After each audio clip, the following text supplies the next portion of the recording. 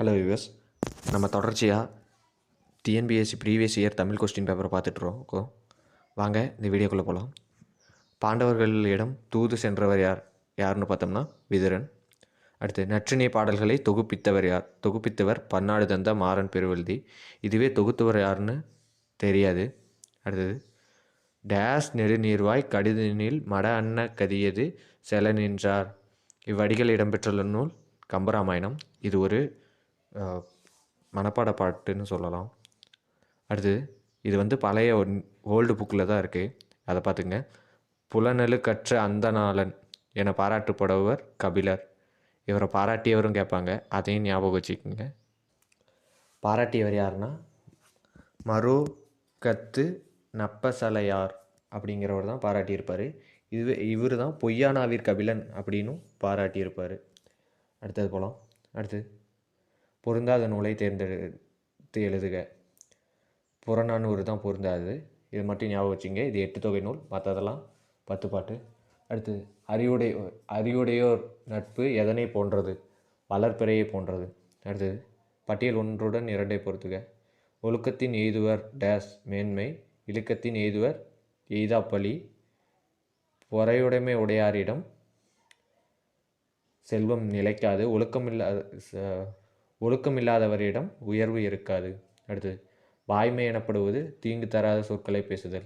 அடுத்தது கம்பராமாயணத்தின் விளங்கும் காண்டம் சுந்தரகாண்டம். இதில் சுந்தரன்கிற பெயரால் அழைக்கப்படுவர் யாருன்னு பார்த்தோம்னா அனுமன். அடுத்தது நூறாசிரியம் என்னும் கதை நூலின் ஆசிரியர் பாவலரேறு பெருஞ்சித்திரனார். மடங்கள் என்னும் சொல்லின் பொருள் சிங்கம். மடங்கள் என்னும் சொல்லின் பொருள் சிங்கம். அகநானூற்றின் கடைசி 100 பாடல்கள் அடங்கிய தொகுதி நித்திலக்கோவை. களிற்று நீர் யானை மணிமிடை பவளம் நித்திலை கோவை. களிற்று நீர் யானையில் 120 பாடல்களும் மணிமிடை பவளத்தில் 180 பாடல்களும் இருக்கும். அடுத்தது குறுந்தொகை என்னும் நூலை தொகுத்தவர் பூரிக்கோ. உத்தரவேதம் என அழைக்கப்படும் நூல் திருக்குறள். அடுத்தது பொருந்தாத ஒன்றை தெரிவு செய்க. ஆசார கோவை தான் பொருந்தாது, மற்ற எல்லாமே கரெக்டாக இருக்குது, பார்த்துங்க. அடுத்தது திரைக்கவி திலகம் என்ற சிறப்புக்குரியவர் மருதகாசி. திரைக்கவி திலகம் என்னும் சிறப்புக்குரியவர் மருதகாசி. சதகம் என்பது டேஸ் பாடல்களை கொண்ட நூலை குறிக்கும். 100 பாடல்களை கொண்ட நூலை குறிக்கும். அடுத்தது வசன நடை கைவந்த வள்ளலார் என்று அழைக்கப்படுபவர் ஆறுமுக நாவலர். புதுநெறி கொண்ட புலவர் ராமலிங்க அடிகள். தைரியநாதர் அப்படின்னா வீரமாமுனிவர். காந்திய கவிஞர் அப்படின்னா நாமக்கல் கவிஞர். அடுத்தது உவே சாமிநாத ஐயரின் ஆசிரியர் பெயர் மகாவித்வான் மீனாட்சி சுந்தரனார். அடுத்தது சிறுமலை பூம்பாறை எந்த நிலத்தூர்னு சொல்லணும். இது குறிஞ்சி நிலம். மலைன்னு வந்திருக்கு, அதனால் குறிஞ்சின்னு எழுதிருங்க. ஆற்காடு பனையபுரம், இது முல்லை. காடுன்னு வந்திருக்கு. ஆத்தூர் கடம்பூர், ஊர்னு வந்திருக்கிறதுனால மருத நிலம். ஆறு அப்படிங்கிறது இருக்குது, அதனால் அது மருத நிலம். அடுத்தது கீழ்கரை நீலாங்கரை. கரை அப்படின்னா கடற்கரையை தான் குறிக்கும், அதனால் அது நெய்தல். அடுத்தது இதில் திரைக்கடல் ஓடியும் திரவியம் தேடு என்று யாருடைய பழமொழின்னு பார்த்தோம்னா அது ஔவையார். அடுத்தது இறந்தும் இரவாது வாழும் தமிழ் மாணவர் அவர் தமிழ் உள்ளங்களிலே இன்றும் வாழ்கின்றார், என்றும் வாழ்வார். அவர் யார் அப்படின்னா அவர் தான் ஜி போப்.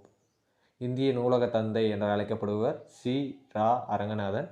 இவர் தான் சீரா அரங்கநாதன். இவரோட பிறந்த நாள் ஆகஸ்ட் 9ஆம் தேதி. அடுத்து வினைய ஆடவர்க்குயிர் உயிர் எனும் கூறும் நூல் குறுந்தொகை. அடுத்து மனமொத்த நட்புக்கு வஞ்சகம் செய்யாது இக்கூற்றை கூறியவர் வள்ளலார். மனமொத்த நட்புக்கு வஞ்சகம் செய்யாது இக்கூற்றை கூறியவர் வள்ளலார். பொங்கல் அறுவடை திருவிழாவாக கொண்டாடும் மேலை நாடுகள் எதுன்னு பார்த்தோம்னா ஜப்பான், ஜாவா. பொங்கலை அறுவடை திருவிழாவாக கொண்டாடும் மேலை நாடுகள் ஜப்பான், ஜாவா. அடுத்தது இங்கு உடல்நிலை மெய்மயக்கத்தை குறிக்கும் சொல் உற்றார். இங்கு உடல்நிலை மெய்மயக்கத்தை குறிக்கும் சொல் உற்றார். அடுத்தது 2 அடி சீரா வர்றது குரலடி. அடுத்து 4 அடி சீரா வர்றது நெடிலடி அளவடி. 5 சீரா வர்றது நெடிலடி. 5க்கு மேற்பட்ட சீரா வர்றது களி நெடிலடி. அடுத்தது அங்காப்பு என்பதன் பொருள் வாயை திறத்தல். கார்குலாம் என்னும் சொல் எவ்வேற்றுமை தொகையை குறிக்கும்? 6ஆம் வேற்றுமை தொகை. கார்குலாம் என்னும் சொல் 6ஆம் வேற்றுமை தொகையை குறிக்கும். அடுத்தது திணைமாலை 150 என்பது கனிமேதாவியார் இயற்றியது. அடுத்தது திரிகடுகம் நல்லாதனார் இயற்றியது. திணைமொழி 50 கண்ணஞ்சேந்தனார் இயற்றியது. புறப்பொருள் வெண்பா மாலை உவே சாமிநாதர் இயற்றியது.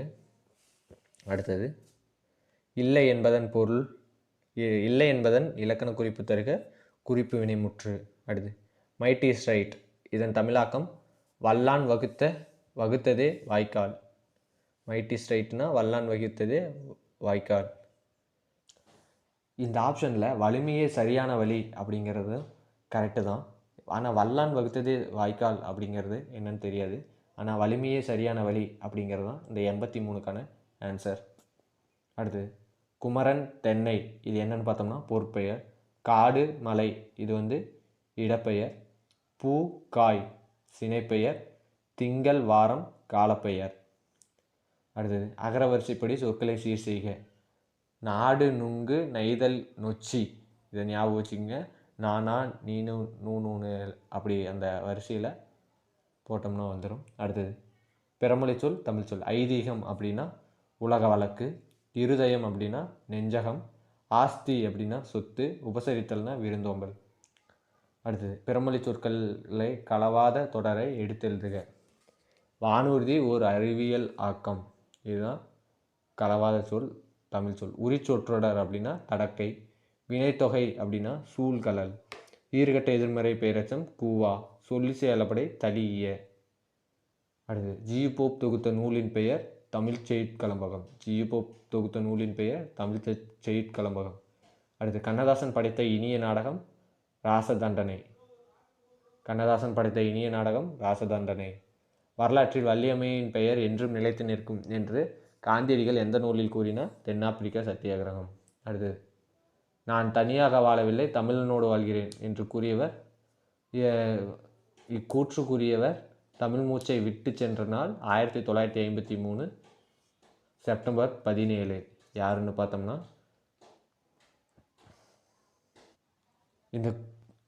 இந்த கூற்றுக்கு உரியவர் யாருன்னு பார்த்தோம்னா திருவிக்கா. 1953 செப்டம்பர் 17ஆம் தேதி இறந்திருப்பார். செப்டம்பர் 17 யாருடைய பிறந்த நாள்னு சொல்லுங்கள். அடுத்தது சட்டை என்ற சிறுகதையை எழுதியவர் ஜெயகாந்தன். கிறிஸ்துவ சமயத்தாரின் கலைக்களஞ்சியம் தேம்பாவாணி. கிறிஸ்துவ சமயத்தாரின் கலைக்களஞ்சியம் தேம்பாவாணி. அடுத்து மருமக்கள் வழி மான்மியம் என்ற நூலை எழுதியவர் கவிமணி. தென்னிந்திய சமூக சீர்திருத்தத்தின் தந்தை என அழைக்கப்படுவர் அயோத்திதாச பண்டிதர். அடுத்து பம்பல் சம்பந்தம் நிறுவிய நாடக சபை சுகுண விலாச சபை.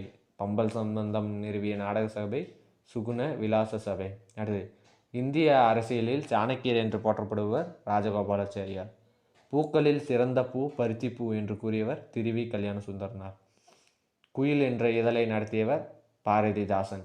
இதுவே குயில் பாட்டு என்னும் நூலை இயற்றியவர் யார் அப்படிங்கிற விடை எக்ஸாமுக்கு பதில் சொல்லுங்கள். கொஸ்டினுக்கு அதுக்கு விடை பாரதியார்.